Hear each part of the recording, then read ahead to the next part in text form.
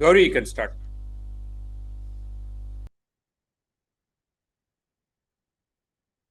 Good evening, everybody, and a warm welcome from the Tamil Heritage Trust. Once again, we are back in the Madras month, that delightful time of the year when the city of Madras flips back through the pages of its own history. Throughout the month of August, Madras as a city is celebrated, not just as a place in a map, but as a living, thriving ethos shaped by countless journeys, memories, and milestones. Amongst the various institutions that have gone on to transform this city, none has done so more profoundly than the railways. When the railways came to Madras, they changed the destiny of this city. The railways brought with it the commerce, people, ideas. It connected the port with the hinterland. It fueled industries. It encouraged the growth of new neighborhoods and quietly stitched together the cultural, social, and economic fabric of Madras. One of the important things that the Madras Day celebrations teach us again and again is the fact that the rich history and heritage of the city is not just confined to its monuments. It equally belongs to its streets and institutions and neighborhoods and the stories of the people that shaped it. It wouldn't be an exaggeration to say that if you want to understand the story of Madras, you should first understand the story of its railways. And what better way to get the Madras Day celebrations rolling than to travel back along these very tracks? With the help of vintage photographs, forgotten memories, and delightful historic snippets, today's talk will transport us back to that era of time when a steam engine whistle announced not merely the arrival of a train, but the arrival of an entire new era. Guiding us on this journey today is Poochi S Venkataraaman, a naturalist, photographer, and heritage enthusiast. With this great eye for detail and unbridled enthusiasm for the history and heritage of Madras, Mr. Venkat will take us on this fantastic journey, Lineside, the origin and legacy of railways in Madras. A very warm welcome to you, Mr. Venkat. Hello. Thank you so much. Yeah. Before we board this platform of history to embark on this journey, let me give you a brief introduction about Tamil Heritage Trust, which is our organization. Tamil Heritage Trust or Tamil Paramparya Arakattalai is a non-profit organization started by a group of like-minded volunteers almost 16 years back with the explicit objectives of understanding, appreciating, disseminating, and celebrating information related to India's rich history and heritage, not just for the benefit of those who are scholarly and academic minded, but the average enthusiastic public as well. Towards this end, THT conducts programs and events throughout the year. Chief amongst these are our talks and seminars. Our flagship event is, of course, this monthly Heritage Talk series conducted on the first Saturday of every month. We are very proud to say that we have been conducting this event almost uninterrupted for 16 years now, merely changing the platform from in-person to online through and post-corona. The other event of ours which we conduct is called the Indology Festival, which is more scholarly and academic in nature. It is an online 6-day event conducted in the month of June, when 12 experts come together to talk about a particular topic. Our Indology Festival this year was called Painting Traditions of India and explored the history and the lineage of paintings in India. The third important event that we conduct is called Pechu Kacheri or Oratory Concert and conducted in the month of December in Chennai. It is meant to coincide with the Margari Isai Kacheris. This event is largely in Tamil and in person and explores various aspects of a curated topic, which is more Tamil-centric in nature. Apart from this, from THT, we also conduct various one-day workshops called How to See a Temple, How to See a Museum, etc. These are conducted in 2 sessions. In the forenoon session, we have a series of lectures, and in the afternoon, the participants are taken to an actual site to explain what was discussed earlier. On and off, we also have classroom sessions on a number of topics like Pallava Grantham script, ancient Indian astronomy, ancient Indian mathematics, etc. Apart from this, we also have some specialized programs for target audience like Alamar Avai, which is meant for the school teachers of Tamil Nadu.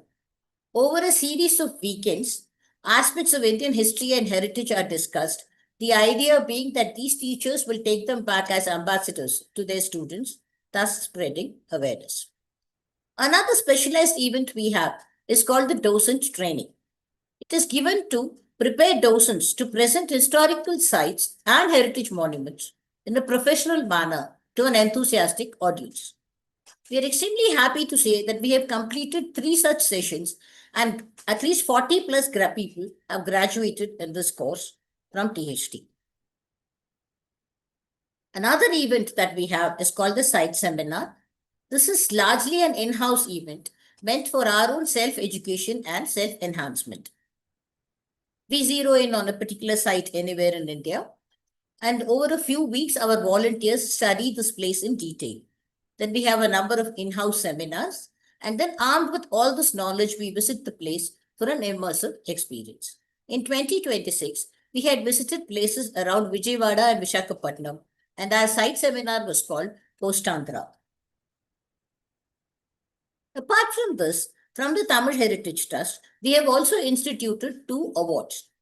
The first such award is called THT Professor S Swaminathan Heritage Award and is named after our co-founder. It is given for individual contributions in the field of Indian history and heritage. The winner of this award for 2025 was independent historian Ms. Falak Chowdhury from Mumbai. We will soon be putting out the advert or notice for inviting nominations for the year 2026. If you know anybody who you think is worthy of receiving this award, you may kindly nominate them. The details will be available in our website. The second award that we give out is called V. Venkayya Epigraphy Award and is named after V. Venkayya, who was the first official Indian epigraphist. It is given for individual contributions in the field of Indian epigraphy and is instituted by Ms. Sunita Madhavan, V. Venkayya's great-granddaughter. THT has been entrusted with the responsibility of administering this award. We are extremely happy to say that the winner for 2026 is Dr. C. Somasundar Rao, who is a retired professor of history and archaeology from Andhra University, Visakhapatnam. He will be felicitated at an event on August 29th, 2026 at R.K. Center in Mylapore, where he will also be giving his award-winning speech. I request all of you who are from Chennai to attend this event in person and all the others to watch the same on YouTube. We have a dedicated YouTube channel. You will find links to all our past talks here, right down to today's talk. Please subscribe and click on the bell icon to receive notifications of future events. Our social media handles, we have a website and we have a presence in Facebook and Twitter also. This is our mailing ID. You can mail us here to join our mailing list, or if you want to associate it with us in any of our initiatives in a voluntary capacity. We are a voluntary organization. We do not have any dedicated financial backing. Any kind of donations are welcome, and they will go a long way in supporting our initiatives. You may use this QR code or ID to donate, and the same will be appreciated. Moving on to today's talk. Madras was the starting point of railways in India. This talk will showcase that history through vintage photographs and snippets. The speaker will also touch upon how railways developed around Madras and South India with information on experiments and innovations unique to Chennai. A little bit about the speaker. S. Venkatraaman is a naturalist, photographer, and heritage enthusiast in that order. He has handled various genres of photography like macro, perspective, architecture, repro, medical, corporate, low lux, wedding, etc. over the last 33 years. He began his career as a sound engineer and then went on to become a video editor who has worked on 70 short films, documentaries, and one feature film. He's also a professional in print design with several coffee table books and specialized brochures for individuals and corporates to his credit. In 1998, during a research assignment in Chennai's Gindi National Park, the forest officials admiringly called him Poochi Venkat to mark his dedication in documenting the creepy crawlies. That name has now become the trademark for Venkat and his macro work. Welcome once again, Poochi Venkat. I now request you to take over the screen and deliver your lecture. Thank you. Thank you for that wonderful introduction. As always, we never realize what we have achieved until somebody else speaks about it and we say, are you sure you're talking about me? And then they say, yeah, I think you're the only person about whom we're talking about. So thank you so much, Gauri, for that introduction. But before I go on to the subject or even talk a little bit about it, the introduction that you just gave about the Tamil Heritage Trust was, I think, such a fantastic introduction because it opened up one thing that I want to talk about right now. I would like to conduct a program called How to See a Railway Station, right? And so I think we should plan a small walk through a railway station to understand how the lifeline of India actually works. Yeah. People do have friendly complaints about the station within inverted quotes, and we all know what all we have been through before you board a train and say bye bye to your loved ones. So there is a huge activity going on in there, and to really fathom the entire range of activities we have to visit the place. Let's work out a program much later. Let us do so surely. Yes. And our audience, you can wait for it and we will let you know when Yes, it shapes absolutely. up. Yeah. So what I'll do is I'll start the screen share right now and then continue to take on as it comes. So I'll go to the entire screen, share the sound. Yeah, I think all of you can see my screen. And let me get started with the first slide. Yeah. Right. Yeah. Thank you so much. So welcome. Your audio is still a little bit low. Is there something that you can do to? I can speak a little louder because I have kept the maximum volume in Zoom. Oh, okay, fine. Please go ahead. It's Yeah, okay. so I'll try because I am used to shouting at students, so I think I can raise my volume and still sound pleasant. So Yeah, this I'll is keep fine. talking. This is fine. If you can I'll keep maintain this, talking. that'll be. Please give me a feedback as Yeah, we yeah. go through in case I suddenly drop the volume a bit. Yes. So we always start with Lineside because some friends ask me, why do you say Lineside? It sounds a little different because invariably as children or adults, we always stand by the side of a railway track to see the wonderful iron horses rush by in all their glory and speed and dust and grime. So it sounded appropriate to call the presentation Lineside because I think the wonder and the magnificence of railways happens by the side of the railway track. Because when people ask me, why don't you sit, aren't you getting the same excitement when you sit inside? Inside the railway line, inside the railway coach, inside the railway station, each of these gives a different attitude. So when you say inside the railway line, are you trying to say that you're standing in the middle of the railway track? Not really, though I had to do it sometimes when I was shooting documentaries for the railways. Sometimes I had to stand right in the middle of the two lines on either side. And so I found that the most interesting experiences came when I was stood on the side. So there you are. And I've got an interesting, set of clips for you to listen to. And then let's get the connection done. And I'll play the audio and you can all listen to it. பயணிகளின் கனிவான கவனத்திற்கு வண்டி எண் 1, 2, 6, 3, 5 சென்னை எழும்பூர் இருந்து திருச்சிராப்பள்ளி வழியாக மதுரை செல்லும் Vaigai super fast express. Is there a video on screen? Because we are not seeing the video. There's no video, it's only the audio. Okay.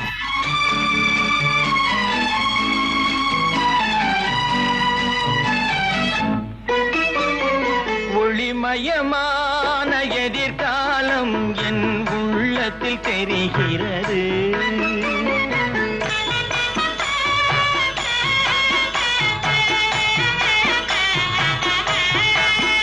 இந்த உலகம் பாடும் பாடல் ஓசை காதில் விழுகிறது. ஒளிமயமான எதிர்காலம் என் உள்ளத்தில் தெரிகிறது.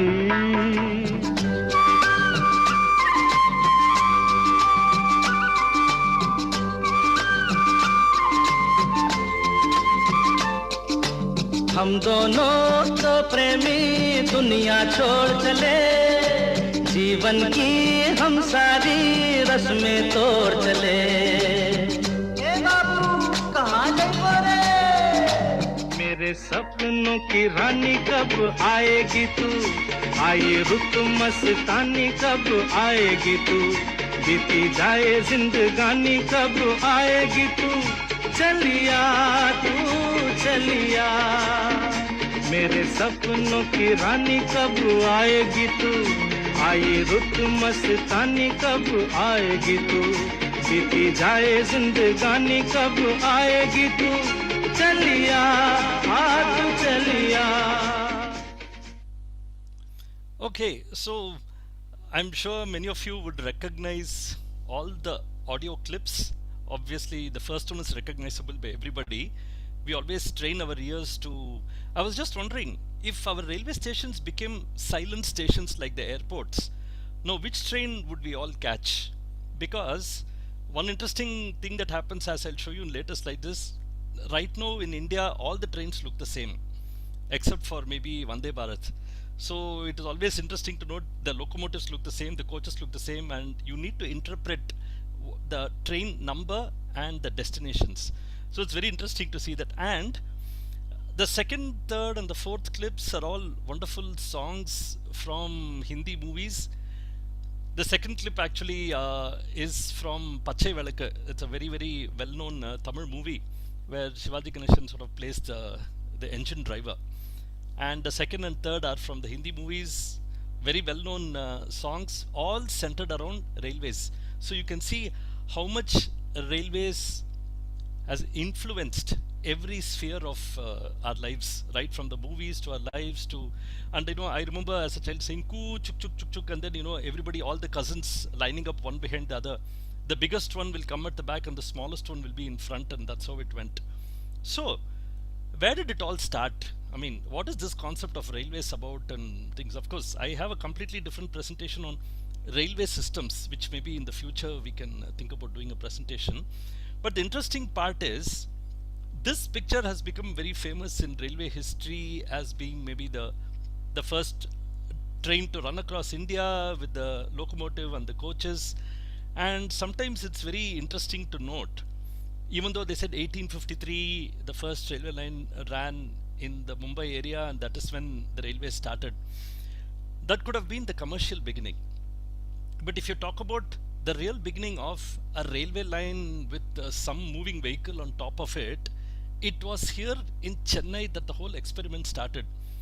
And the British used Madras. I'll be using the word Madras, I think, through the presentation, because we are talking about an era that preceded every change that happened in the past. The British used Madras as something like a crucible where absolute experimentation in most of the processes were conducted. Whether it was a fort, whether it was railways, whether it was road, seafaring, everything was started here, including discovering a new type of rock that was named after one of the founders of Kolkata. And Kolkata came much later than Madras. Okay, so the interesting part is the story, our little story begins at this interesting railway station. And of course, you can all say that, look, every MRTS station looks the same. Obviously, it looks like the same contractor was given the contract and he built all the railway stations the same way. So, astute visitors to this presentation, to the program, can discover where or can identify where this is. And for the not so fortunate, I shall tell you that this place is, along with this place, obviously this picture easily tells you where the place is. It's Red Hills in the absolute north of Chennai. This and the previous location and this location, okay, the clue lies in the word Adayar River and the New Life Assembly of God Church, New Life AG Church. And if any of you is a map buff like me, because I love pouring through maps, but in secret, because the rest of my family thinks I'm completely nuts. They're saying, why do you spend your useful evening time looking at maps? I think that gives me a lot of satisfaction and pleasure. Those of you who know that will easily tell where this location is. So, for everyone, this is Saidapet, and that area, if you can see my mouse moving, is Little Mount. And that's your this thing, the metro coming out of the underground and crossing the Adayar River. And the first picture I showed you is Chintadripet railway station, right? So let's take the look at those three, and these pictures that I'm showing you, and what is the connection is what I'm going to talk about. The Grand Anacut, a lovely picture, and this is the lower Anacut over there. And if anybody, Gavi ma'am was saying about Andhra Pradesh, so I think some of you may be able to identify this. This is the Prakasam Barrage in Vijayawada, and the famous Dhauleshwaram near Rajamahendravaram. I'm using the correct word. It's not Rajamandri, Rajamahendravaram. So all these are connected with a very unique link, and that link is this famous gentleman. Why I really give a lot of respect is he was one of the few Britishers who really liked India, and for that he really got into trouble with the East India Company and the Empire, and they actually almost finished him off, and they heaped case upon case on him, saying just because he was a friend of India. And we can't even start talking about how much he has helped this country, so much that in Rajamahendravaram they have an entire museum of him, and he is none other than Sir Arthur Cotton, one of the most famous Britishers to be in India and help us out. Of course, we can talk separately about him quite a lot, which we'll do later. So this is a summary which we got from our Indian Railways fan club website, which we put together. And while I don't want to really read everything just like a class, it very easily shows how they started off this whole exercise. And you can see the date, which is 1836, and the actual railway line that was laid was a little earlier, around 1832-33. And the whole idea was getting the granite to actually build what was Mount Road and the road from the Madras University area up to the Santhome Church, Santhome Church. So those were the two main roads that were there, and they needed those base rocks, stones, and getting it from the Red Hills quarry and the quarry from near Little Mount was absolutely a crazy effort, because it just simply couldn't happen with that many bullock carts. So they laid a railway line. They did move the the goods along the railway line, and the locomotive that was used to drag the coaches was perfected by Arthur Cotton. William Avery designed a rotary steam engine, and Arthur Cotton refined it and he started using it. And I do have a picture of one of those, and just to show you a map here where Red Hills is, from that area all the way down to a place near Chintadripet. They didn't actually cross the island or the Coombe River going around. From there they used to cross using a bridge, and then the bullock carts took over and just hopped across the island to the place where the Chintadripet station is. But you could almost consider it one single railway line, which was the first ever experiment that happened. Now the interesting story is, when that experiment happened and everybody was very happy that it worked, information was sent back to the bosses in England saying that, look, we can actually start using railways for our work. And like Gauri ma'am said earlier, to serve the hinterland and mainly to move troops inside, they needed a faster and a more stable form of transport, the one that could not be easily shot at. And as usual, red tape. Now I know where we get our red tape from. The information goes back to England. They don't do anything about it. They just sit on it.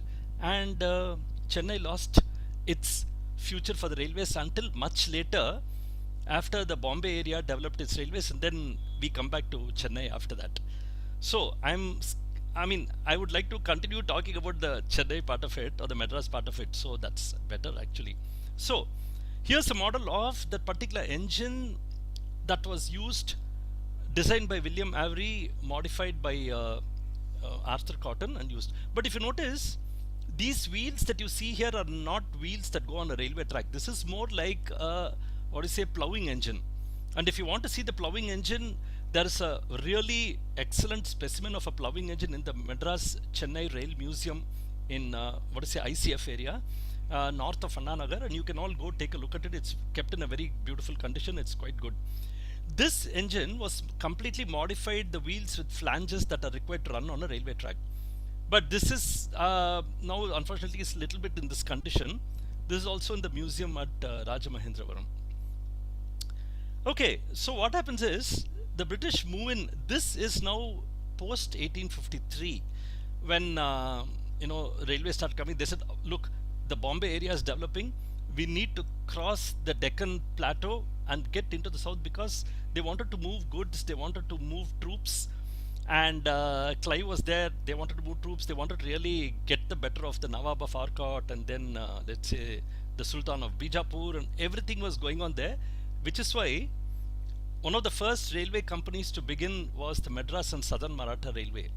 Now the interesting part is, my friends, each of these railway companies has a huge history, and obviously this presentation cannot cover the entire lot, but I would be very happy maybe in a future presentation to give you all the details of each of these companies and look at the number of stations they already had across.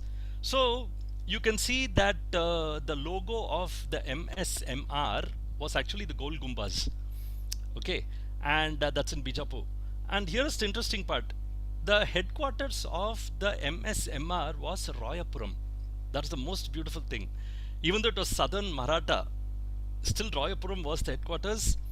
Temporarily moved to Egmore station when the Egmore set of buildings were built, coming back to Royapuram. So that is Madras and Southern Maratha Railway.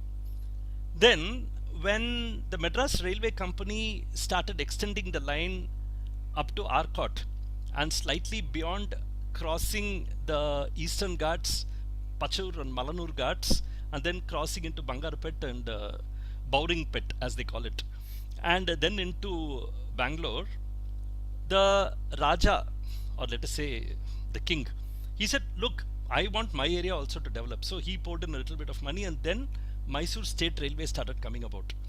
And this is one of those older maps that I managed to get from the internet.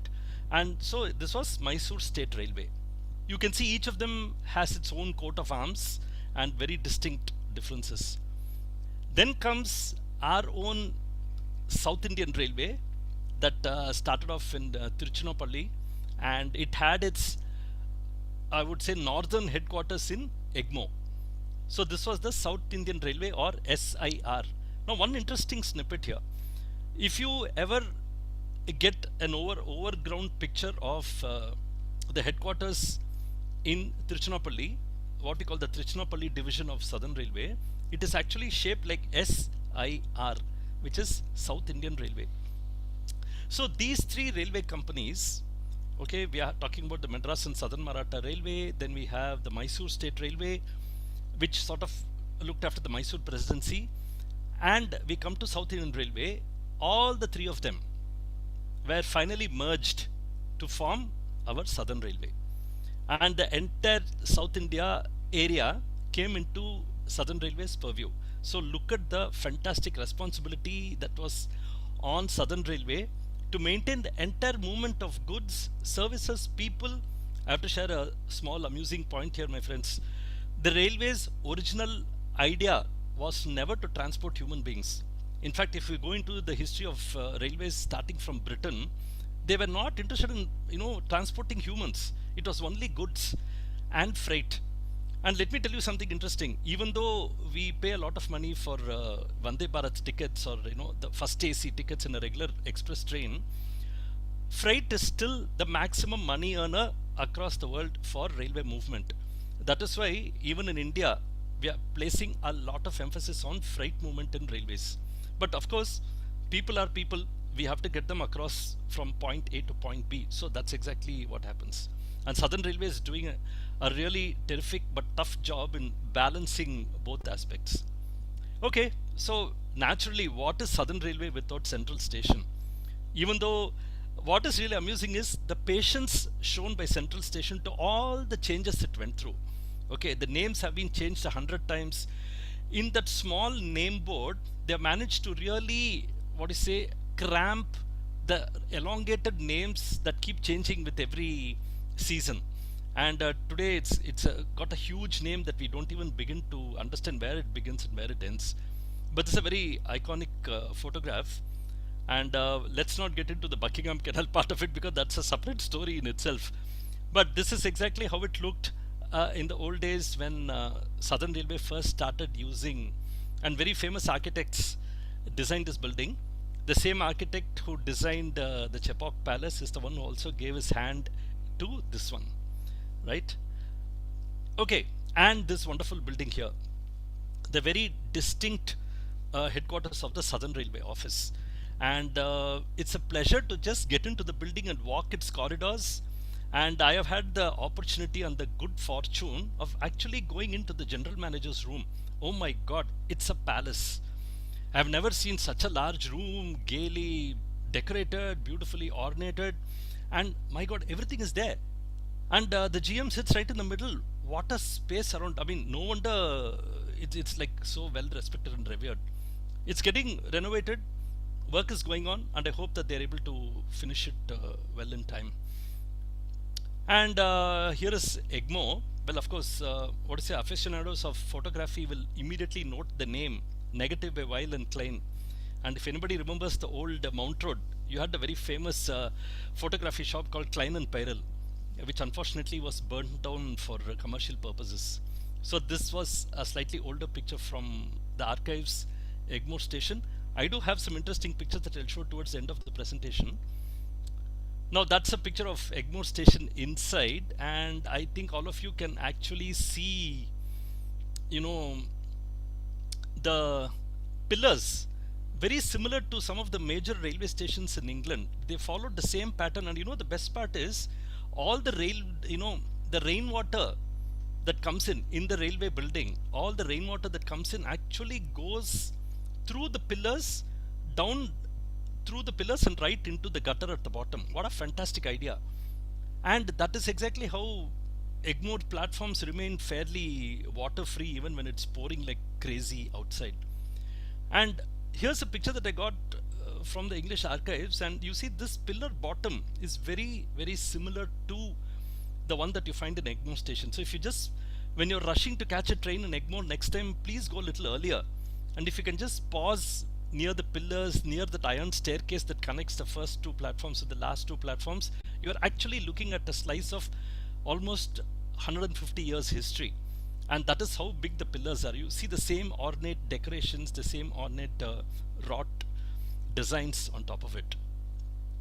And there is Royapuram, and I'm really happy that at least this station has been preserved without changing it into this modern monstrosity that comes in saying, they're doing a lot of changes in railway stations. Most of the railway stations are getting stripped of their character, but here is a little bit that's still preserved. Royapuram and Walaja Road are very significant because during the days of Clive, when the first railway lines were laid, they were all there not to, transport any goods or humans. They wanted to transport troops. They wanted to get there as soon as possible. So the Nawab of Arcot is sort of said, hey, we are here to finish you off, so don't act smart. So that is the significance of the Wallager Road line, the first line that came up to that point, and then it was extended further and further until it reached Bangalore, then went down south to the rest of the places. And these were some of the earliest locomotives from a very famous locomotive company in England called Bayer and Peacock.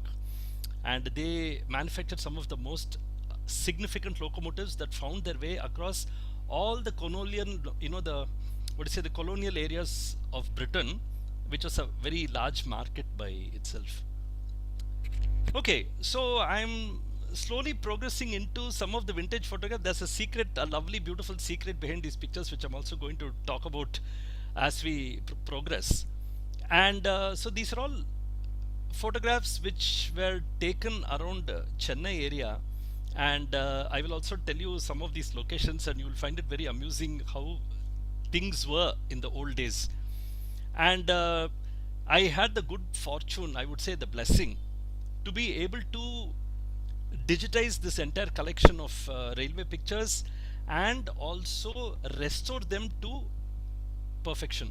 And it took me the better part of there were 3,000 frames, and it took me the better part of 3 to 4 years to complete the work, because thanks to a little bit of interest in railways and our dedication and love for the railway system, I was patiently going and correcting each wheel, each dot, each place.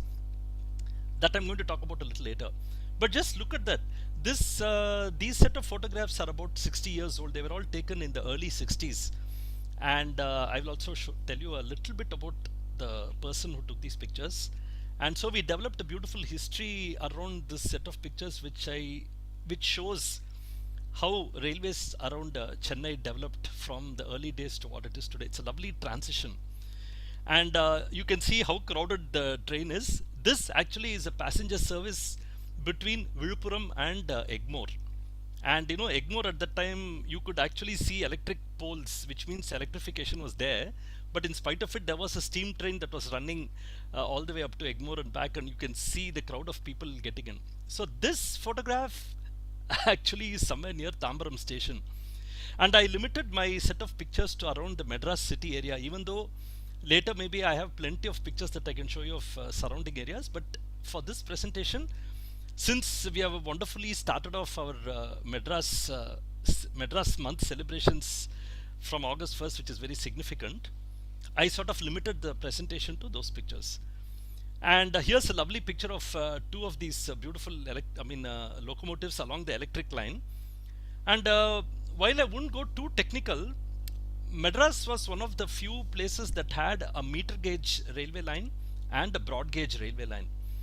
And down south, starting from Egmore, all the way down south to Kanyakumari and all the places down south had a meter gauge system that was initially very, I would say less expensive to build. So obviously, and the curves on the technical side, the curves and the embankments could be made far better and more easy to build, because the gauge was just, and a meter gauge means the distance between the two tracks will be exactly 1 meter, 39.37 inches or 100 centimeters. A broad gauge railway line is 5 feet 6 inches, 5.5 feet, so it's much larger. And interestingly, most of these locomotives that were brought in were built by the Tata Engineering Locomotive Company, that was Telco. Telco was a major supplier of railway locomotives to the Indian Railways as long as the 50s. So they imported a few locomotives from Britain and the United States, and Tata Engineering Locomotive Company took over and Telco did the magic. And for those of you who are interested in details, why P? P means passenger, Y means meter gauge. So P means this locomotive can be used only to drive passenger trains. It cannot work a freight train. If it is for a freight train, it will say YG. Y is meter gauge, W is broad gauge because it says W is wide. Okay. I forgot. Sorry, I'm just going back to the slide. This is near Egmore. Okay, you can see that the police barracks are there. And this such a fantastic picture taken in the old days of the Egmore station and your Janata Express proudly and boldly steaming out of Egmore station on its way down south. And you have the St. Andrew's Kirk, you have those extra platforms there with freight wagons, You see the people walking happily right next to the locomotive with the least botheration, and you can see the iconic buildings of Egmore Station. Now you see the beautiful view that you get from here. So YP2064 is doing the honors that afternoon. And here's a amazingly wonderful scene. You can see how Railways was with this little sweet locomotive trying to pull the train from it was coming all the way from Vandalur to Tambaram. It was just Vandalur to Tambaram. It was called the Vandalur, what do you say, passenger. And here is this person who's just crossing, and this, in Tamil you say Matuvandi, okay, the bullock cart was ready to take passengers walking out of the train to get in. And the photographer told me, when I talked to him about this picture, he said the locomotive was so inefficient, the photographer was chasing the train all the way from Vandalur to Tambaram where he lived, and he thought he could keep pace with the train, and he realized that he was actually cycling faster than the train. And the train, he rushes to Tambaram station platform, and he thought the train had left. The train had not even arrived, and slowly the locomotive was hemming and hawing and screaming its throat out and slowly pulling the coach into the platform. And so it was hilarious to see how the speed in those days was there. And a beautiful picture of how Chengalpet station was. And there's a very beautiful locomotive here in the typical American style of a center headlight here, right here with that long boiler. And those hills that you see there on the right where I'm moving my cursor is the hills. They are the hills near Paranur station. And the interesting part is, which I'm going to just talk about a little later, just a few slides later, I'll tell you. So look at this beautiful scene, and you see how well, and the first thing that hits you is the cleanliness of the platform. You don't see any waste paper, you don't see anything anywhere. All the jelly is clearly marked and neatly kept over here. The ladies walking there, the platforms are so pristine. And you say, where did it all disappear? I'm not sure if we can answer that question. And now comes a very interesting part. You see these box type of locomotives, right? And you see this chap looking at it as if he couldn't care about it. This was a fantastic experiment done by the British only in South India, only between Tambaram and beach. Can you believe that? Nowhere else in the world, and that is something mind-bogglingly amazing. So that is why the British used this Chennai area as a crucible for experimentation. So what is unique about these boxy locomotives that look cute enough to take it home with you? They were actually direct current locomotives. Okay, I'm not getting into the physics of it because I'm sure not many people love the subject.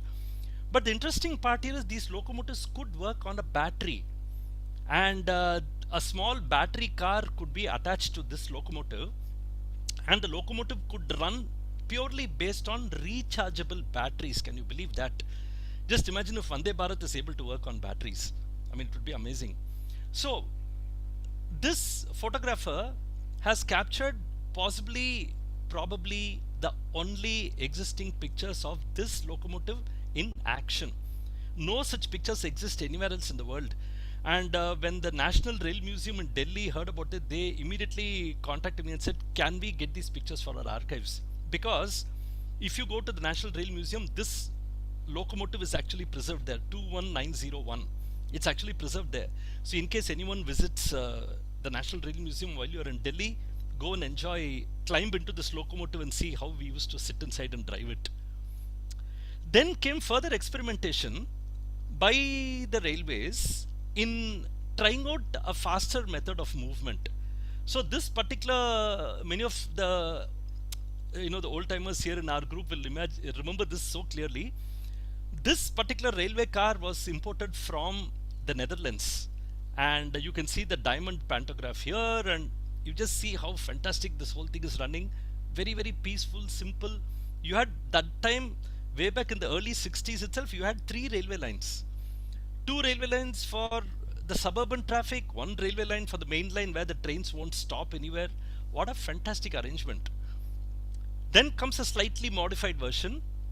And my friends, I want you to keep your eye on this lovely hill which everybody knows. And you see that lovely banyan tree there. Please keep your eye on this banyan tree and this banyan tree. And this beautiful, railway car from the Netherlands is rushing through this particular area. And Joseph, you're interested, this is Trisulam, right in front of the airport, and that is Pallavaram Hill. Okay, right. Now here's a side view of the Pallavaram Hill, because I have a specific reason why I'm showing this to you. Also, those who are bus fans, because I'm a bus fan, will remember this ridiculous bus trying to wend its way through the city traffic and not being able to cross 20 kilometers per hour speed. This is from Tata Motors. And so again, take a look at this banyan tree here, that broken building there, and a part of the tree here. Now I'm just digressing a little bit. This was early 60s. Now in this picture, which is what I took a few years ago, of a plane landing into Chennai airport, you see the same Pallavaram Hill, and almost 60-70 years later the same tree is on top, and the banyan tree is going on as healthy and hale as ever, in spite of all the storms and weather conditions. This is still going on. So I thought I'll just introduce this color picture here just to show you that lovely tree is still happily hanging on there. Okay, here are a few more lovely pictures of that boxy, lovely locomotive there. This is again near Pallavaram station, and you can see that old buildings and the way it comes. So these are all amazing, beautiful pictures of how railways were developing. And believe it or not, in the entire country, Indian Railways was electrified right here in Chennai way back as early as 1925 to 1931. And it was absolutely unprecedented, because electrification was first tested out here. Once it became a success, 25 kilovolts line based on the French system, and it started spreading to the rest of the world, because here they could successfully do it. We live in the tropical zone of the planet, where you can get solid cyclones and solid breeze, wind, heat. So if a railway system can exist without breaking apart at the seams in such crazy conditions of temperature and heat and cold and rain, I think it could work anywhere in the world. So this was something like a test bed for the British. Here's another lovely picture. This is on the Guindy side. If anybody can recognize the Guindy Bridge, right now the Guindy Bridge is so busy just across, and that little small hill there is the Pallavaram Hill. Okay, and the Grand Southern Trunk Road comes like this and turns and goes off like that. Okay, here's another lovely picture near Tambaram. See those beautiful trees, just to show you different angles. And I'm not going to tell you what this is, but most of you would recognize. This is the Chennai airport, and this is the Grand Southern Trunk Road going to Tambaram, and you can see a small vehicle there. And from the Pallavaram Hill or the Trisulam Hill, this picture has been captured. You see, these are all original pictures, and so they are copyrighted. So I'm happy that I had a lovely time in trying to restore them. And then comes a fantastic experiment. When higher speeds were required for long distance trains, immediately a lot of companies way back in the 60s, not even 60s, much earlier than that, decided, hey, this is a nice place to experiment with new designs. Let's try something different. So this very cute small locomotive was built, which is not even as big as a city bus. You can see the casual way in which the ladies are walking, and the locomotive is just standing there, and nobody seems to be batting an eyelid about it. But one of the most beautiful designs of locomotives, extremely efficient, and all of us who are old timers will easily recall the twin tone horn, the musical twin tone horn of the locomotive starting the train from Egmore station. You know you're in the hands of a fantastic beast, and before you know it, you're rushing through Guindy station, you're rushing through Parvantangal, you're rushing through St. Thomas Mount, and before the blink of an eye, you are at Tambaram. And before you can say good morning, you're already at Viluppuram. That was the efficiency of this locomotive. Brilliant design. Again, experimentation around Chennai railways. Look at the way Madras has actually helped railways develop in such a fantastic manner. Here is a lovely picture of the same locomotive with the express train around Vandalur. Can you believe Vandalur actually looked like this about 60 years back? Then another crowded thing with buffaloes waiting to cross. I think they were more disciplined than humans. They waited for the train to cross, and that's what the photographer told me. They could wait until the train crossed, and then so you can see the crowd that is still hanging on there for dear life and trying to get across the train. Here's another fantastic picture. This is something like a mixed train where you had a freight coach and you have passenger coaches also. And so that was the speciality of this whole. And I also want you to enjoy the beautiful scenery of these vintage photographs. Now here's the modern version, and you can see that I had taken this photograph in 2002 when this line was still running. But a keen-eyed observer would say, hey, isn't this railway line a little broader than the rest? Absolutely. See, by 2002, the railways had started converting the gauge to broad, and broad gauge coexisted with the narrow gauge, meter gauge lines, and so that's how the traffic went about. So certain trains were still working on the meter gauge line, and it's a fantastic sight of Choran Express really zooming through near Chengalpet. But unfortunately, my friends, this beautiful scenery is no more in existence. The entire set of trees has gone. All those beautiful greenery is gone, and you have no flats. There are flats all over the place, and you can't really see the railway line until you're standing right on top of it, crossing the road bridge near Paranur. This beautiful scenery doesn't exist anymore. You can all enjoy it in the photographs. One such locomotive is preserved in our Chennai Rail Museum. So if you're all going there to the Rail Museum, you can take a look at this. Now here's the fun part. So I told you about experimentation. So everybody loved the idea that they get a chance to try something new. So the three big Japanese companies, these three guys, they are called the Japanese group, or the big three: Hitachi, Mitsubishi, Toshiba.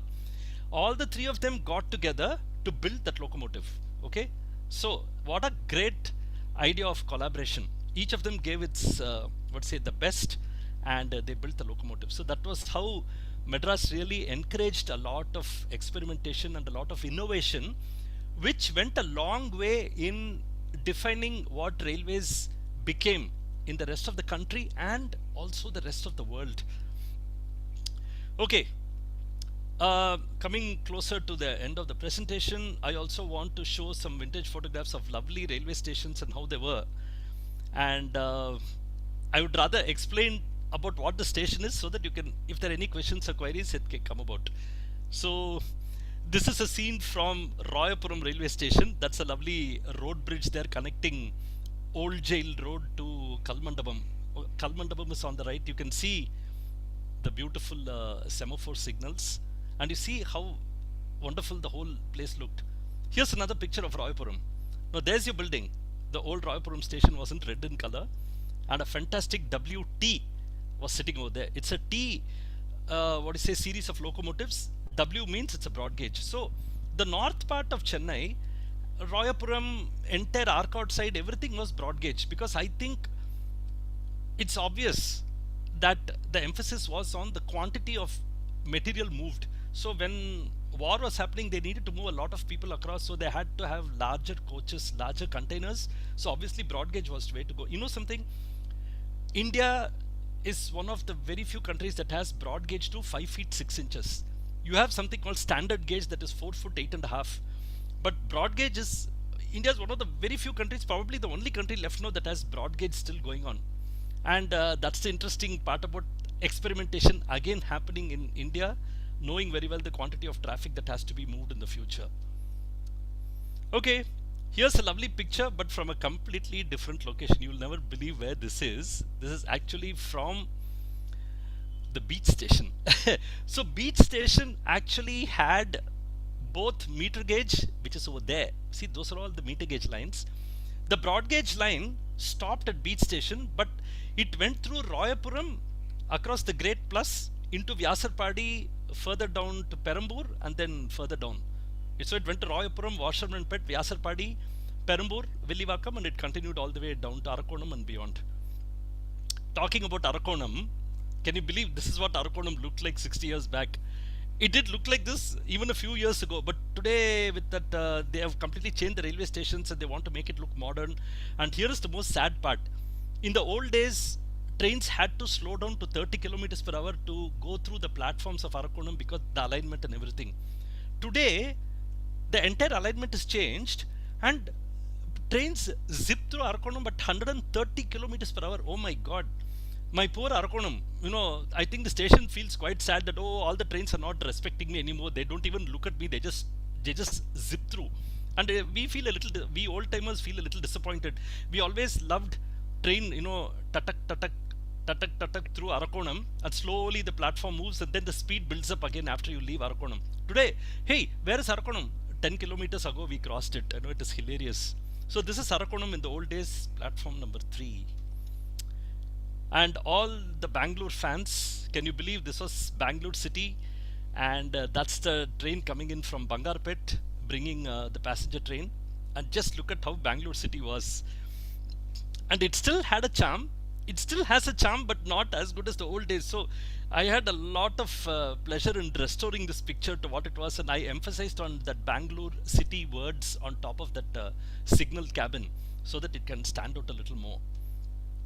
And getting further down, I wanted to keep a look at these different gauges. You see, the broad gauge is on the right, the narrow gauge and meter gauge is on the left, and there's actually a meter gauge train and a narrow gauge going on there. And what is more interesting, this is Bangarpet, or the way the British called it, Bowring Pet. So the station code for Bangarpet is BWT. Okay friends, if you can take a look at that small hill at the back where I'm moving my cursor, what is really amazing and disturbing at the same time is the weather 60 years ago was so clear and so pristine that all of you know Jolarpet, all of you know Yelagiri Hill, that beautiful big hill that comes into your view as you pull into Jolarpet station. This gigantic beautiful hill comes in front of you, inviting you for a cool break over the weekend. That is the wonderful Yelagiri Hill. Can you believe you could see Yelagiri all the way from Bangarpet? Can you believe that? Just look at this. That shows how clear the weather was. You could actually see, Jolarpet and Yelagiri all the way from Bangarpet. Today when I climbed up on that, I stood in the same place, I couldn't see anything. I couldn't even see across the station. It was so crazy. Let's get a little east and we come to the lovely Kolar area, and what a fantastic scene. So Kolar had the narrow gauge line, so you could see the Z series. The Z is narrow gauge, Y is meter gauge, W is broad gauge. So this is Kolar. And okay, so continuing in the pictures almost towards the end, what I just wanted to show you is how did I go about restoring, because you see, when you're talking about heritage, one of the most important aspects of heritage is, one is discovery, then you have documentation, then you get to the analysis, then you start the preservation, in which you decide what is worth preserving, to what extent, what are you going to do with the process. You have difficult questions like, should I digitize it and throw the original away? Should I also preserve the original? What is its value? And then you finally archive it, and then you finally retrieve it when people require to use the material. So this is the entire process. In that, I am an archivist by profession also, so I've done enough archiving work, and I really loved the magic that happens when you restore old artifacts. So I'll give you a small set of examples quickly. I'll finish it. Maybe I think I have only one example here, even though I'd love to show you more later. So this is again part of the same series of pictures taken by that photographer, whom I'll tell you very quickly. So this is a station called Idga, and so first step is digitizing the negatives at extremely high resolution, and so this is the negative. Finally we start the process of processing the image. Okay, we bring it to this stage. This is called the intermediate, or what we call the internegative, and this is how it is the first step of the process. So you can see there's a lot of scratch marks here, a lot of dots, colors are completely gone. You can see all these small points. The next step is to completely clean the picture, remove all the artifacts if necessary, use a little bit of AI to get back, you see all these marks over here, to get back the original. And let me show you what we did. This is exactly what we did. We got back the whole thing. We even restored this metallic tube over here, the man walking, the people jumping, the numbers, the tree, Idga board, everything came back to life. Okay, so this is, and my friends, I had to do it for all the 3000 frames. This amount of work went on for all the 3000 frames. And so I think I had never had a more wonderful feeling doing this work. It was like absolute dream to work on this project. Okay, now After we do the cleaning, sometimes we have some irritating artifacts like, these dots, these lines, and you see this, water. See, this is natural. I mean, you don't really have to remove this, but sometimes you might be asked, can you please do something with AI? Can you do this? I said, yeah, why not? Let's give it a shot and let me show you what happened. This is what happened. We completely cleaned it up and it looks very nice and clean, but it doesn't look very natural. But it's fun to see how far can you take the cleaning process and the the process of restoration. Now you remember this picture from the first set of slides I gave you. Okay, look at this picture of this lovely express train led by the meter gauge steam locomotive just coming around the Trisunam and Pallavaram hill. You can see plenty of dots and graininess and all that. Now you see the way we cleaned it up, but we still maintain that grainy effect because that's what looks good. This lovely picture of the workers, maintaining that locomotive, and they are so happy with this man taking that picture. They actually smiled, but you can see how bad it is. Let's show you the restoration. Now this is how we restored it. Completely cleaned it up, and so that's how beautiful the picture looks. Okay, I thought I should include, coming to the end of the presentation, I thought I should include something really interesting that I noticed when I was actually, restoring all these old beautiful pictures. Now there are plenty of these pictures. Like I said, I curated and got out only the ones that are around South India, Madras, and this locality. Okay, so this is near the Bangarpet area and near the Mysore area also. This is from that location between Bangalore and Mysore, and you can see they're all wearing high pants, and you can see that if they have tucked their shirts, they are somebody important. If they let their shirts outside, they are somebody local. So you can see that railway official standing there, but he's got his shirt tucked in, so that shows which category they are.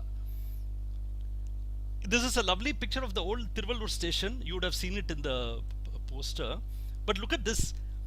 You can see he's a railway official because he's wearing those pants. Okay, but you see the men, and you see who's doing all the work. The men are doing all the work. They're actually carrying the pots of water, and this boy is there with those huge pants. I'm sure all of you remember. Look at them wearing the dhoti folded up. This man is wearing, and I think this was the most comfortable form of dress. I don't know why we are all dressed up today. It's all really weird. And this lady there with the hand on the hip saying, who do you think I am, and all that. So what a fantastic idea. Look at the dress code. And you can see this is a railway official there because the way he's dressed up in the coat and the wide trousers, parallel white trousers to make it easy for him to walk across. Very interesting. This is Bangarpet station, and you can see a variety of people. This train was just brought in by this locomotive, and the locomotive is now moving away to the shed. But each of them is in, and here's the railway official there. Look at how high he's wearing the pant. Really interesting. And there's the potli. This chap will get down and take the potli and cross. That time itself they were all jumping around the tracks, so jumping across the tracks was nothing new. There is Egmore station with that locomotive made by Tata. Now you can see the Kundal. There's a lovely Tamil song called Pinniya Kundal Karunira Nagam. Of course, people who know Abhurva Ragangal will immediately recognize the tune. And the lovely way to dress here is this. But the engine driver is there with that typical, cloth to prevent coal dust. And he is also a railway official actually, because he's a Kalasi who's actually carrying that notebook from the driver, and he's walking across. So look at the dresses that these people wear. You might be surprised, why is he not wearing footwear? The reason is because he has to get into the locomotive, get into the coal, and footwear would be really troublesome over there. Then every good thing sort of has to come to an end. And finally, when the railways decided to completely change over to the broad gauge in 2004, around June, they did a fantastic experiment. It was brilliant. That is what I'm saying. Look at how our railways, rises to the occasion. They said, look, we can't do bit by bit and change the tracks. We are going to close the railway down for about 3 days or 4 days. We are going to arrange buses from Tambaram to Egmore to beach. Everybody is welcome. And the best part, they didn't have to pay the ticket. They said these buses are free for you railway people because you've been using the train. You get into the bus, we'll take you straight to Egmore station and we'll drop you there. So what happens? For about a week or even less than that, the entire line between Tambaram and Egmore and Beach was closed for traffic. And they ran one last train, and we were all invited by the railways to actually photograph. And believe it, my friends, we spent one whole week on the line. We were given a special pass so we could go up and down, get into the locomotive, do anything we wanted. Such a wonderful, gesture from Southern Railway. And farewell to the MG Suburban of 73 years. So 2004, the line was finally shut down. All these lovely meter gauge coaches were removed, and within 1 week the entire distance of 26 kilometers from Tambaram all the way to Egmore station and Beach was completely converted to broad gauge. What an amazing feat! 26 kilometers, 4 lines. In 7 days the entire work was complete. And on June, let us say 14th or 15th, we go there, entirely new set of trains, entirely new smiles, entirely new systems. And what a change that was. Crazy. And here's a fantastic thing that happened where this locomotive was being decorated, and it was the last run of this lovely, small locomotive which was manufactured by those 3 Japanese guys.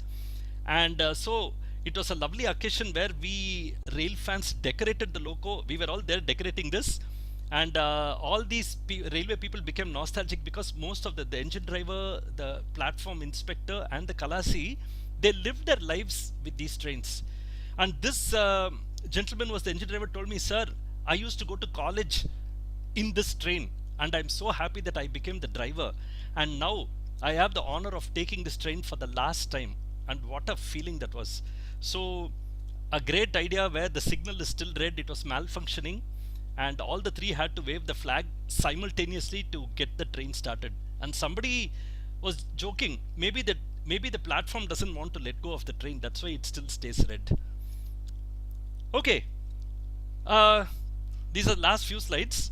And what is interesting, Indian Railways and IIT Madras, again Madras, what a fantastic idea. Madras and its surroundings has done so much for the railways. We cannot even fathom where railways would have been if were not for us.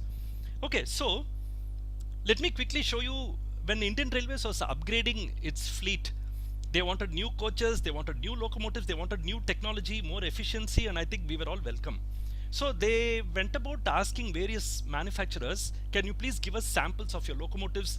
I mean, just imagine, it's like saying, can you give me samples of a soap? Can you give me samples of a chocolate? Railway says, give me samples of locomotives. So General Motors, what they did was, they said, okay, lovely, India really wants to upgrade. We will send you a couple of our latest locomotives, which was quite some time back, 20-30 years back itself, the upgrading started. So this lovely locomotive, this huge GT46 came by ship. It was stripped apart and then reassembled and then put on the track. Now keep your eye on this, okay? So this is a diesel locomotive. It doesn't require electricity to operate because it's got a engine block here, it's got its diesel tank here, radiators. It's a completely self-contained device. It's like a generator on wheels. But there is a very interesting story behind this. Now keep your eye on this and let's go to the next one. Now what happens? Indian Railways says it's not enough if we upgrade our diesel fleet. We are also looking to be efficient in terms of power consumption. Can we have an electric version? Immediately Siemens, Alstom, all the European companies, Asia Brown Boveri, all of them are experts in electric technology. So they said, hey, why not? Let's do it. But the interesting story is all the railway gauges in Europe were completely different. So Alstom actually built a 10-kilometer track in broad gauge specially for designing locomotives for India. And that's exactly what happened. So they used, now what is the connection? I'm coming to that. So this is a railway locomotive specially designed for India and completely the latest technology way back in 1997, of course, 2002, of course.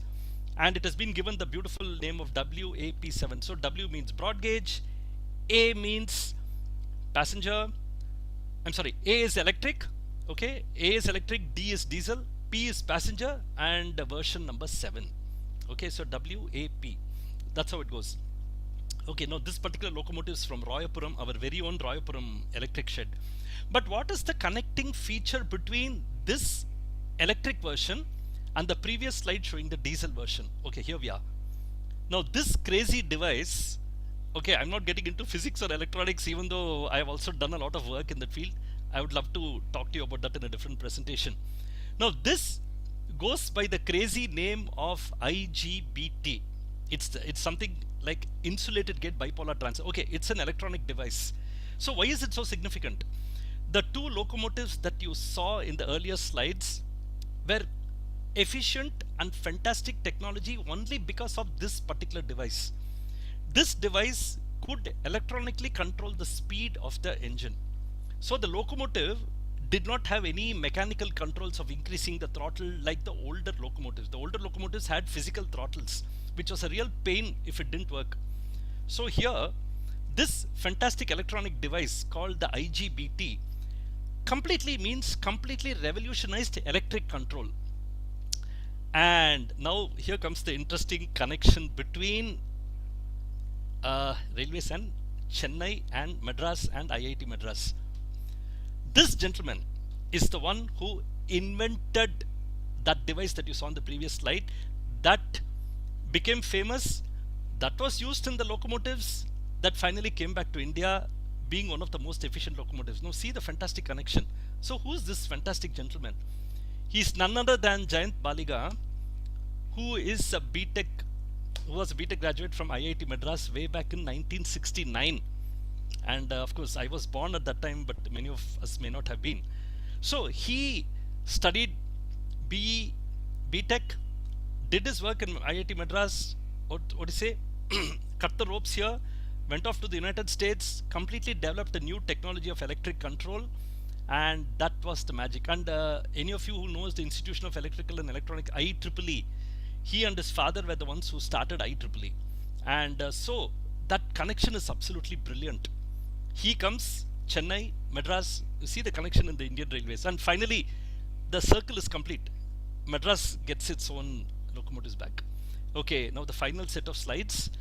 I'm sure you'll enjoy this set. So what I did, all those old photographs that I restored, completely brought back to life, I had a great idea. I said, hey, these are all showcasing railways and the development of railways across years and decades, leading to how we developed our technology today and our attitude today.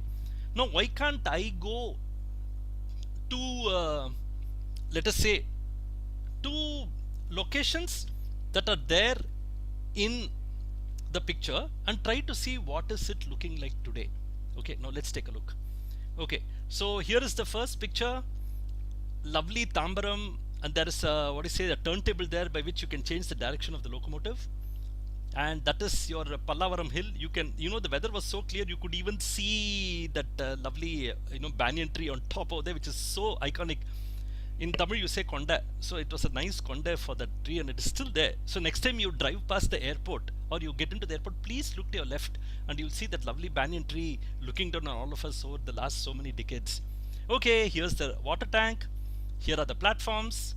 Here is this. How does it look today? After about 60 years, 70 years, this is how it looks today. You just see, you can believe it or not, friends, what I did, I actually physically calculated the position where the photographer would have been standing, including the GPS tagging, and I went to the same location, same height, and I took the same picture. And you can still see Pallavaram Hill, though it is not so clearly visible because of the pollution in the atmosphere.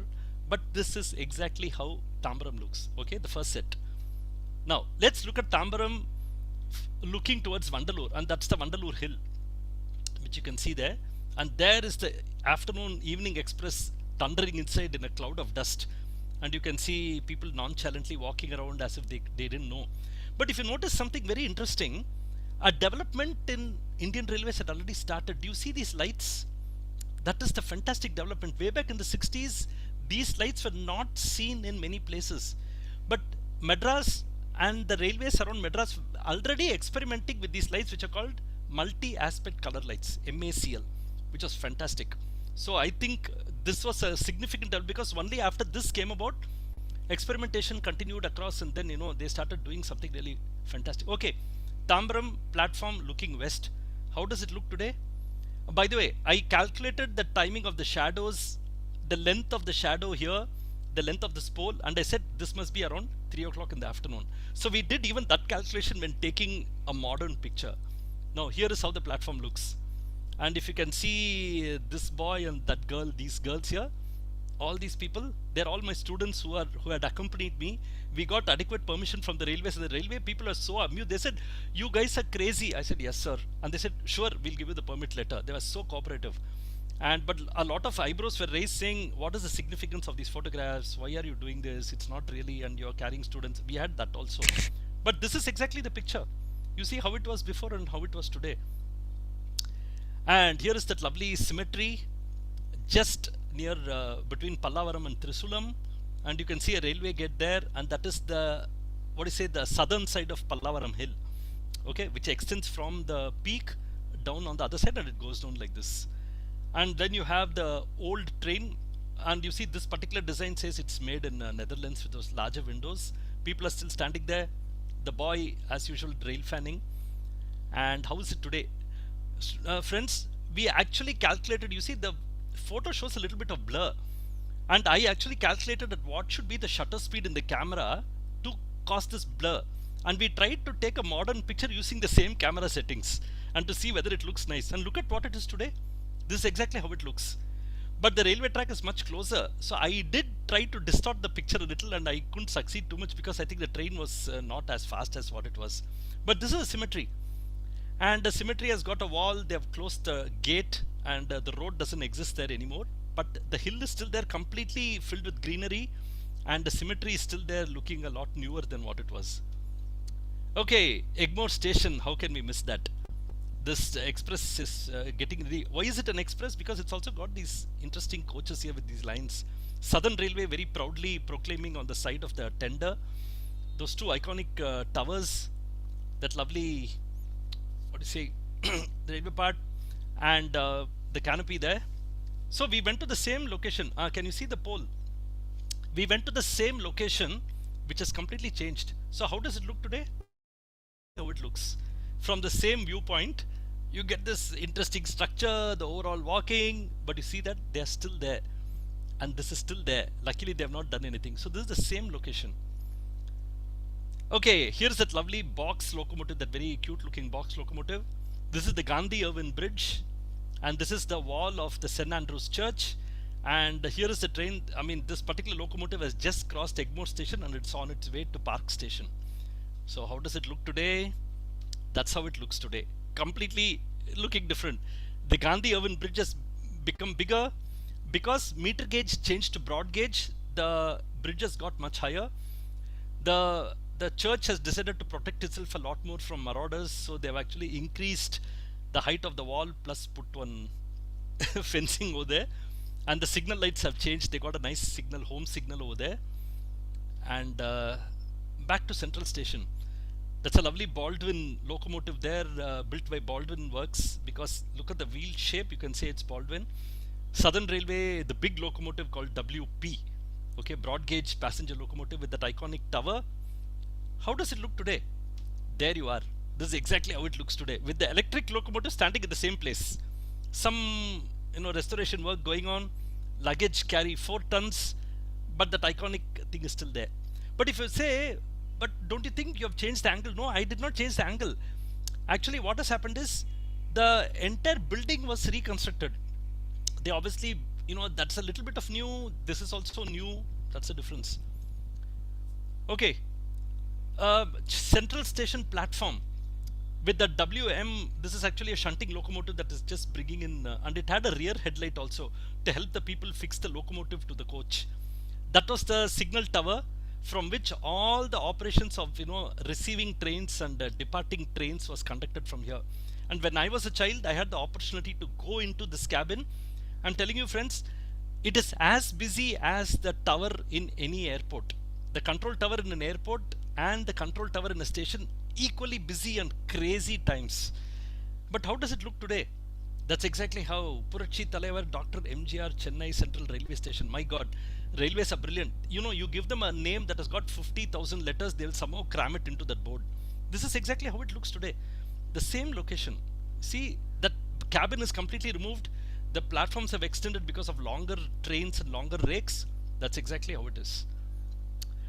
Wow, now this is something that you'll appreciate. I think many of you might recognize, might not recognize. That's the Chennai airport.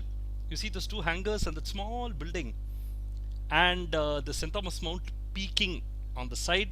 That's the runway, and that is the Grand Southern Trunk Road. Can you believe this road was like this and it has no traffic?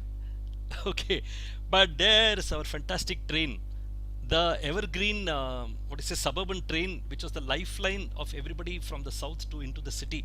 This was the lifeline, and it was very beautifully going across when this was captured. Now comes the interesting. How does this place look today? That's exactly how it looks today. All airports and buildings and this and that. But you notice that the hill is also showing a lot of greenery, and I think that's a great idea. I mean, that is absolutely amazing.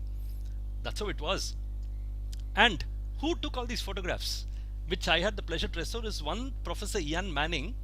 I have to talk about him just for about 30-40 seconds. And Professor Ian Manning, Australian, fell in love with India when he traveled across the world with his parents in ship and plane. And when he graduated and he was looking for a job, he decided, why not I go to India, because it has so much meaning for me. So he wrote, and Madras Christian College answered, and so he joined Madras Christian College as a lecturer in economics. And very famous people were his students, notably Prakash Karat of CPIM. He was one of his students. And so Professor Manning comes with his camera, and he's the one who clicked all those pictures. And he finally finishes his professorship and goes back to Australia. And he then got in touch with us because we are this Indian Railways fan club, and he was also a member. And then he contacted us and said, is there anybody who can do this? And I said, I'm a professional archivist and restorer. He said, absolutely, Venkat, you do it for me. So when he used to come to India every year, and he speaks Tamil like a native because he's been living for those 4-5 years. And so he drops in whenever he likes. He dropped in, I'm sure you noticed that past tense, and he gave me all the 3000 frames of negatives, and then I started doing the work. And this is him standing in his most favorite location where he took the picture. But sadly, Professor Ian Manning is no more. He died about a year and a half because he was very seriously ill. And so it is all lovely memories in respect of this gentleman. And when the Australian consulate heard the story, they were so happy about this that 2 years ago, when Professor Manning was still alive, they sponsored an exhibition that we put up in 2018. We put an exhibition. They flew down Professor Manning, who came all the way from Australia only to participate in that exhibition and go back. And we put up, all these pictures were blown up to a very large size, and we put up a lovely show. And that was a fantastic set of memories. Okay, so this completes my presentation. Could I request the organizers whether can I show a few of those video clips if we have the time? Otherwise, we can also do it later. So can you please give me a feedback on that, please? Ma'am, can you tell me if I can just show this? Yes. Is it a video that you want to show? It is a video, but if you tell me you have only this much time to show the video, I can quickly skip through. No, you can. How long is it? No. I can't play the entire video because it goes to longer than half an hour. That was not my intention. Yeah. My intention is to skip to interesting scenes, maybe 20 seconds. Sure. I mean, if it is around 2 to 3 minutes overall, I think that should be fine. I think that's a great idea. Yes, I do that. So, Southern Railway does a lot of heritage work, and they brought in a steam locomotive all the way from Rewari in North India. They sort of cleaned it up, restored it in the Perambur Loco Works, and they ran a heritage special, going back to the old route of Chennai to Walaja Road. But we decided, given the age of the locomotive and the time availability, we decided to start the run from Arakonam to Walaja. And as rail fans, we were all invited to participate in this whole exercise. And since I do a lot of video work, they said, come halfway and then why don't you get into the locomotive and you can shoot inside the locomotive also. I'm just going to show you this. So you enjoy the sound and the way it works.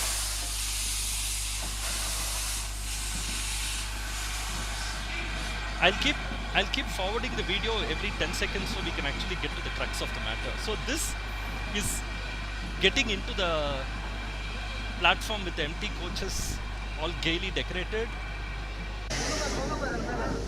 Then we start moving out of the platform. That's a beautiful steel horn.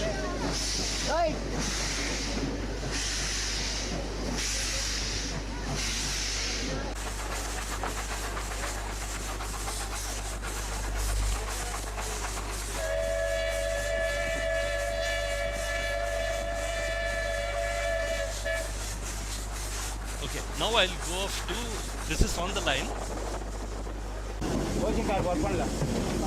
This is inside the locomotive.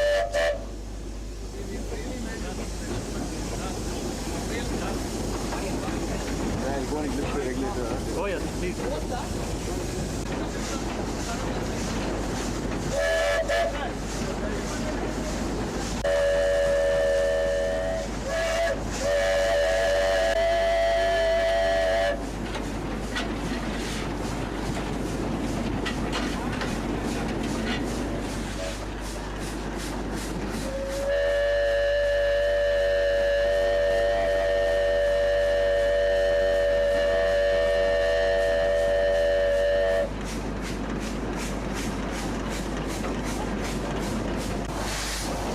Finally, we're entering Walaja station.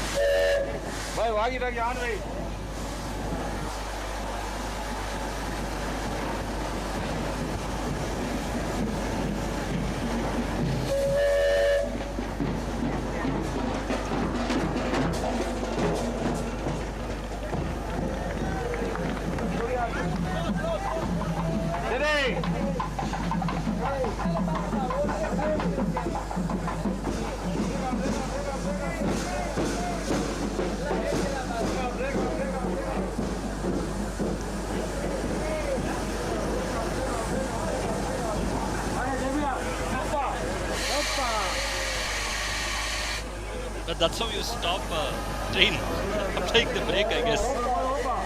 Okay, so this was a very brief. Okay, so this was. I just have one more. See, I have played. What I've played now is actually from the steam locomotive.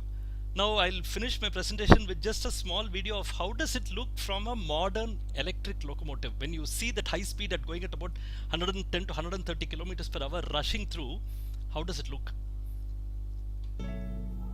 So I think this was, we started off with, this was actually on the Shatabdi Express from,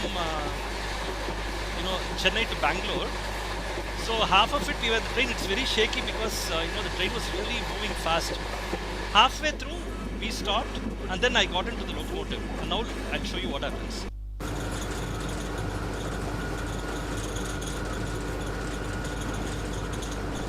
And my friends, this is how shaky inside it is in the locomotive. I purposefully was showing you this because we sit very comfortably in the coach and we are actually enjoying. You can see how much shake is there, and the locomotive drivers who are called the loco pilots, they actually drive like that. I'll forward it.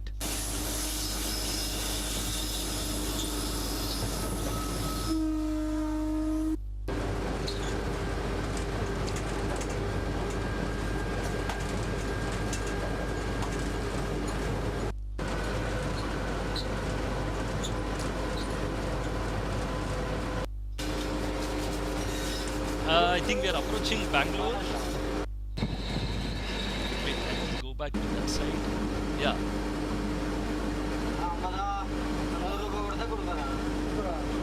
Even at a low speed, it's still quite shaky.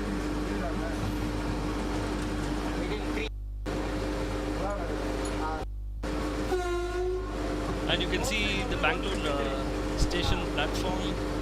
That is the actual Bangalore city area. We of course continued all the way to Mysore, and but I prefer going in the electric locomotive, so I didn't go beyond that. Yeah. So, friends, next time you are in the Shatabdi or in the Vande Bharat, Okay, next time you're in the Shatabdi or Vande Bharat, you know exactly what it seems like when you're driving the train and when you're approaching the station. Okay, so thank you very much for this. I'll just that brings me to the end of the presentation. uh, so I'll just stop the presentation here. And I just wanted to tell, I was telling Gauri ma'am one interesting thing. You see, I'm also wearing the blue shirt because this is the railway pilots are the ones who actually drive us through all the situations. And out of respect for them, I also wear the blue color because that's their uniform. And so I do say a big salam to them who keep the railways moving. The officers are sitting there coordinating everything, the drivers and the conductor or the railway guard, as they call now, it's called the train manager. They are the secret side of everything. So this entire big unit called the railways has kept us going silently, quietly. It is like the bashing boy of everybody, the punching bag. If you want to feel angry, just blame the railways. If you don't have any conversation, just start talking about how bad the food is on IRCTC. If you want to just decide where to go, hey, shall we go by Vande Bharat, shall we go by Shatabdi? It is always in our mind. And I'm sure that the boy in us has never ceased to exist. So thank you once again, and it's a pleasure being, and I'm very grateful to the organizers because when they said that you're going to start the celebrations of the lecture, I felt so honored, and I hope that we can maintain the pace and looking forward to more such presentations. What a fantastic piece of history and fantastic presentation, and every railway connoisseur's delight. And it's like you have opened a Pandora's box. I'm sure you're going to be flooded with requests for more information, more photographs, more details, all those things after this. I mean, all those people who are already fans of railways are hooked. Yes. Those who are not like me are They also beginning to get get hooked. Like, most so, welcome. yeah. Yeah. To moderate our question answer session, we please. have with us today Dr. Shivram from Tamil Heritage Trust. Yeah, welcome, Dr. Shivram. Dr. Welcome, sir. Shivram is a person who dons many hats. He's a well-renowned plastic surgeon who operates in Apollo and elsewhere. He has many starry and famous clients and not so famous clients as well. He's also a trained singer in both Carnatic and Hindustani classical music and an avid heritage enthusiast, a long-standing member of Tamil Heritage Trust who participates in most of our activities frequently. And last but not the least, has an association with railways. He began his career as a railway surgeon in Southern Railway for 5 years before moving abroad. So, a befitting person to moderate today's question answer. Over to you, Dr. Shubham. Mike, sir. Am I audible now? Oh, Yeah. yes, perfect. Yeah.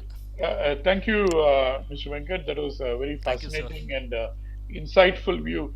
It demonstrated and confirmed how much of an emotional connect almost all Indians have towards this form of transport.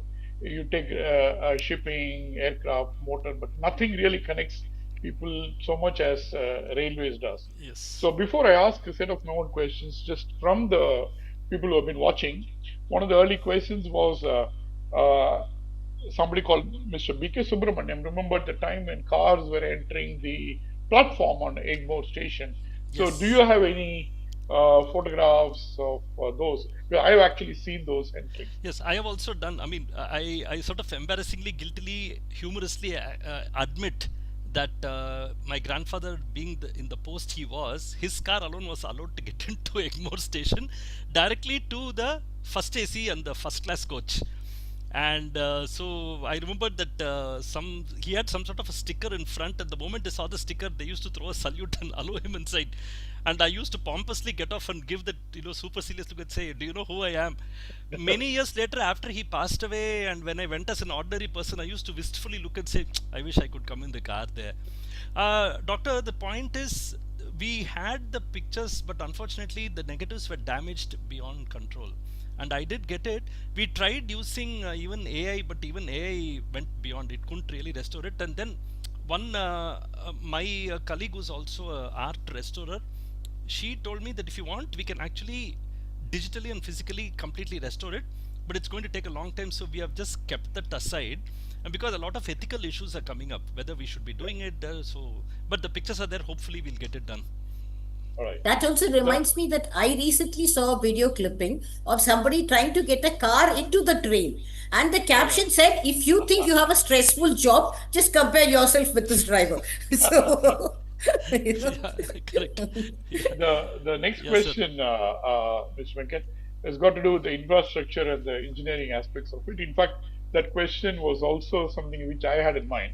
The actual question is, how did they find the path to Kunur? Somebody called Bhaskar, how did they find the path to Kunur? How they broke those rocks? In other words, how did the unique topography of the place influence the track and engineering decision making those days? Okay, so well, it's a complex mixture which is really nice to understand. So one thing is, prisoners were used to actually do the railway laying down of the railway tracks and cutting the embankments. And the interesting part is the engineers used a lot of help from the Swiss railways, not in just the rack and pinion system. We are not looking at the rack and pinion, that is obvious, that's not it. But when you have a gradient, what should be the slope, how much of flattening should be done, how much of raising should be done, all that work. And in the entire world, I think apart from the actual Swiss mountains, we have the steepest railway here, which is 1 in 12 gradient. It's a solid, my god, 1 in 12 is like a crazy gradient, and 1 in 12 is where it climbs, and there is nothing else to do but use a rack and pinion system. And so Swiss, what do you say, engineering helped a lot. And if you go to, what do you say, Metupalayam, they have a museum. If you go to Kunur, they also have a small museum there where the actual wheel that works. So I'll just quickly show you. So the wheel is not like this, it's actually like that. So the advantage is it locks on the intermediate. So the advantage is continuously there is a lock mechanism that forces and gives you the tractive effort. Like a And sprocket. exactly. And it's a spring loaded sprocket, so it always keeps pushing against the upward climb. And I actually did a documentary on that special class of locomotive. I'll just add the point because, believe it or not, there are no known drawings of that locomotive. There is absolutely no information on the metallurgy of that locomotive. And I tell you, our engineers are brilliant, because when it comes to that, they go all out for it. So the Golden Rock workshop took it upon themselves to completely study the metallurgy. So they got local people, they called metallurgists, they took samples, and they found out what is the actual ferrite, what is say, structure of each part of the locomotive. And apparently each part of the locomotive has got a different constitution of metal. They re-engineered the whole thing. And I did a complete documentary on that, where I went up and down the line. I went into the GOC workshop, and I was in not even 7th heaven, must be 15th heaven or something like that. Imagine standing right next to that. And the greatest innovation these people did, coal is getting harder to get, meaning high quality coal. And I don't think anybody is interested in giving coal to the railways. They are more interested in doing other things. So the railways used to get coal with lower calorific value, and which couldn't really fire up the locomotive in time to push the whole thing up. And if it rains, that's the end of the whole situation. So what did they do? They said, come on guys, let's do the Indian system of innovation, which we are famous for. So they actually made it a diesel, let me put it this way, diesel fired locomotive. What an amazing idea. So what happens? They have furnace oil. There's a lovely burner that operates out of that fuel oil, and the burner heats up the steam, and the steam works the locomotive. What a great idea. And the whole thing, how small that locomotive is. Inside that locomotive, they have a blower, they have the steam thing, they have the burner, they have the fuel oil. They cramped everything and still made space for the driver and his assistant to stand there without any problems. And now came the fun part. When I started doing the documentary, I went and stand inside and I asked him, sir, do you think I have space? He said, sir, 5 பேர் 10 பேர் நிக்கிறதுக்கு இடம் பண்ணிருக்காங்க sir, நம்ம ஆளுங்க தான் sir. I said, wow, that is real pride. And I went all the way up. I sat in the locomotive, went all the way up to the Kunur part of it just to see how the working is. And so the route was laid by a variety of methods. One was the survey. Secondly was actually the typical way of, they see the goat herds, the shepherds, and they asked, okay, which is the best way to reach up that place. This happened in, that's a separate presentation, the Borghats between Lonavala and Karjat on the Pune-Mumbai line. That was again through that system. So they had the locals who keep trekking up and down. That's the way they got the alignment done to perfection. And then the engineers stepped in and got it. Thank you. Completely non-technical question now. Absolutely, sir. We talked about the emotional connect, right? There is Yes. not a person from 5-year-old to 50-year-old who will not wait and stare for the train to completely pass. Right. Wherever you are, whether you're in a car or a bridge or whatever. Totally. Now, we all heard of train spotting. Correct. In England, it's such a big thing. There are groups and so on. Are there big train spotting groups in India? Yes, and we have plenty of train spotting groups. The largest, which we ourselves are members of, is called the Indian Railways Fan Club. So I can just say the URL because it is so simple: irfca.org. It is as simple as that. And the best part is, it is like the Vedas. Every one of us is contributing into that website. We keep uploading pictures, we keep putting information. Anybody, any part of the world who's a fan of Indian Railways contributes to it, because some Brazilian might have traveled in our railways maybe 40-50 years back, and he has got some memories. And he says, when I went to this particular station, so he writes a small piece, he might have a couple of photographs. And a lot of photographers from across the world have actually poured in the information, so much that the railways themselves are coming to our website to take information. And when I walk into the railway offices to maybe get a letter from the CPRO's department, I said, "Oh, நீங்க IRFC தானே? வாங்க sir. நீங்கெல்லாம் எவ்வளோ பெரிய help பண்றீங்க தெரியுமா எங்களுக்கு? And we help them in emergency. Suddenly I call up, say, Venkat sir, அந்த particular photo ஒன்று இருக்கா? நீங்க போய் எடுத்துருப்பீங்களா? ஒன்று கொடுங்க. Immediately I give the photograph. And they're also grateful. Tomorrow when I go to them, in fact, to tell you the truth, when the Bangalore Shatabdi got its new set of coaches called the LHB design, I was very eager to go take a photograph of the train moving. And the best location was Vyasarpadi curve. So when I walked into the CPRO's office, he said, "Yes, Mr. Poochi Venkat, what do you want?" I said, "Sir, LHB coach vandirke." "Yes, of course. Tomorrow is the final run, the first run. I need a permit letter I need your permission to go." He said, "Permission-ஆ? உங்களுக்கா? Sir நீங்கள் போங்க sir, அந்த master இருப்பாரு, அந்த cabin man கிட்ட சொல்லுங்க, நான் அமிச்சேன்னு சொல்லுங்க." That is how we started helping each other. And one more information, the pictures that I showed you today are also there in the central railway station platform 3, 4, 5 and 6. If you just go up and stare upward, you'll see all these pictures that we have put up there, restored, enlarged and put up. I think the railways are fantastic in that they actually said, "Mr. Venkat, give the pictures." We got the copyright clearance from the photographer, and before Professor Manning passed away, about in 2018 or 19, I think he came down to Chennai. We took him right there below his photographs. All the railway officers came to meet him because they never believed that that photographer would be there, and we had a beautiful time interviewing them right there in the platform below his pictures. So this Wonderful. IRFCA is there. There is also a Steam Railway Society, which is also powerful, but IRFCA is more informal. It's like a friendly club. Steam Railway Society is more structured. And I just want to add one point. On August 7th, 8th and 9th, our group, about 50 of us, are traveling by the Tamil Nadu Express, which is celebrating its 50th year of existence. We have got special shirts. We are planning to wear a veshti and stand in front of the engine and take a selfie and all that. Nice. Can I just add one piece of information Yes, for you? please. You Yes, doctor, probably please. won't be aware of this. Okay. We know that the railways have their own terminology, completely Yes. different terminology. Yes. For example, there are trains which are called up trains and down trains. Yeah, we are familiar Correct? with that. So that is familiar, right? But Yeah, it's you might true. be familiar. I think I know But which fun part you're going to bring. I'm sure No. about this. Yeah. having worked at the railway hospital, Yes, sir. amazing thing is the ward where I work, the surgical ward, the ward on the first floor is called 2 up, and the ward which is down is called 2 down. Oh my As if God, they had they ran actually out of said that. numbers. They actually had Right. 2 up and 2 down, even Two today. down. Oh, Even okay. today, Yes. that is the number. Not Brilliant. something else, but 2 up and 2 down. Exactly. Now the interesting thing, thank you doctor for bringing it, but the up and down is really funny because trains that are actually going downward are called up trains because they're going towards the headquarters, and trains that are coming up the ghat are called down trains because they're actually going away from it. So it's hilarious. People say up and down means what? I Yeah. said, hey, it's not up and down in slope, Yeah. it's towards the headquarter or away from the headquarter. Except in Eastern Railway, which is Yes. opposite. Exactly the opposite, correct. And 2 down and 1 down was the famous this thing, what do you call 6001, 6002. That was there. Yeah, thank you for bringing that out, doctor. Yes. Thanks, Gauri. I think we already exceeded our time. Do you Any- have any any more- one or two more questions? Or Any shall one or we- two more questions?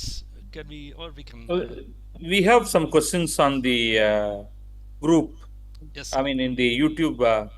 So there is one question from Smart Pavi Bhaskar. Already How asked. they found the path to Kunur? How they broke those rocks? Patri, that answer. question has been asked. That and was it the has first already been. question we asked, and that was already covered. Yeah. Only other question is the Tambaram beach line was closed for 2 months. So it was not, was it 7 days or 2 months? Was there? Okay, I'll tell you what is 7 days and what is the 2 months period. See, the lines which were closed for the major conversion was on the eastern side, that was closed for 2 months because it was actually the broad gauge line being realigned. So the meter gauge lines were the lifeline of that entire site, so they couldn't keep it closed for a long time. So the actual duration was 1 week because we were there documenting the whole process right from, believe it or not, like mad people. Only mad dogs and Englishmen go out in the midday sun. That's a very famous statement. I would say only mad dogs and rail fans go out in the midday sun. And we were actually walking up and down the track all the way from Egmore, Tambaram, and walked kilometers. It actually took 1 week. You know, believe it or not, they lifted entire sections of track. A vehicle used to come, takak, go, new track comes in. I've never seen such efficiency before. And within 1 week, everything was back in action. But when you take the entire conversion, say Tambaram to beach as a continuous line, it took 2 months. But in sections, it was actually 1 week, because even the commissioner of railway safety had to give his okay before anything, public could travel. That CRS program was also there. So if you included everything, it did take 2 months. No doubt about that. Thank you. Yes, sir.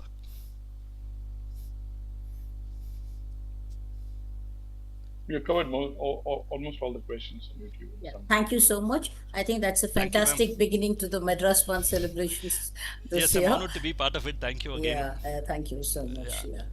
And as I already told you, you will be getting a lot of queries and requests from our viewers. It's my pleasure to be part of the process, ma'am. Thank you so much for the invitation. Handle that on a one-to-one basis. Yes, positively. Yeah, and thanks to all our audience for joining us today, and thanks to our moderator, Dr. Shukla. Before I conclude, just 1 minute. Sorry.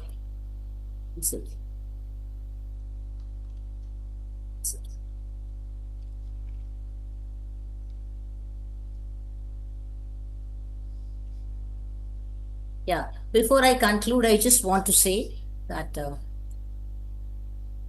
felicitation ceremony for the Venkaya Epigraphy Award is scheduled for 29th August 2026 at R.K. Center. I request all our audience, those who are from Chennai, to attend the event in person, and those who are not available in Chennai to watch the same on YouTube. I look forward to meeting you all. Time, Gauri?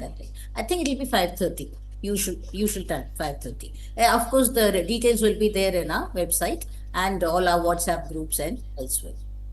Thank you so much. Thank you. Thank you. With that, I conclude today's program, and I look forward to seeing you all again in an entertaining